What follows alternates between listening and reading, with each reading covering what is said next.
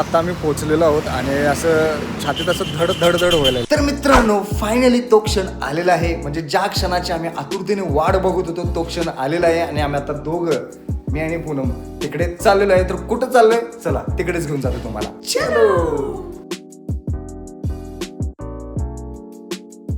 आता आम्ही पोहोचलेलो आहोत आणि असं छातीत असं धड धड धड व्हायला लागले. कारण निवेदनानं मी फक्त फोटो दाखवून मी ऑर्डर द्यायला लावलेली. मी अजून सोफा बघितला पण नाही आणि आता जाऊन आत बघणार. चला बघूया कसं आहे.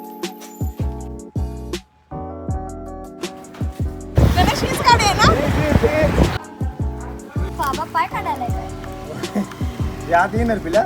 खरं तर मित्रांनो, माझा आज पॉडकास्टचा सेटअप कम्प्लीट झालेला आहे, ज्याची मी आतुरतेने वाट बघत होतो. फक्त प्रॉब्लेम एवढाच आहे की मित्रांनो, हा जो सोफा आहे प्रमाणापेक्षा थोडासा मोठा आहे. त्यामुळं माझ्या या हॉलमध्ये हा बसत नाहीये. म्हणजे थोडासा लहान असतात तर अजून जरा बरं झालं असतं. आणि हे जे आर्म रेस्ट आहेत ते खूपच जरा हाय वरती आहेत. थोडेसे ह्या लेवलला असते तर अजून बरं झालं असतं. कारण हे असे आर्म्स असे बसावं लागते, त्यामुळे थोडंसं अनकम्फर्टेबल फील होते. पण काय प्रॉब्लेम नाही, मला सवय होऊन जाईल. आणि दुसरी गोष्ट म्हणजे आमचा हा एरिया कमी असल्यामुळे मी हे जे 2 भाग केले आहेत. सिंगल चेअर ह्या इथे बसतील आणि तो तिथेच बसेल. कारण काय होईल, जर इकडे ठेवला तर प्रॉब्लेम यायला लागलाय. आणि हे एका लाईन मध्ये ठेवले तरी एवढं व्यवस्थित दिसत नाही. त्यासाठी हे 2 सिंगल चेअर मी तिथे ठेवणार आणि हा इथे ठेवणार. म्हणजे माझा सेटअप पूर्ण झाला.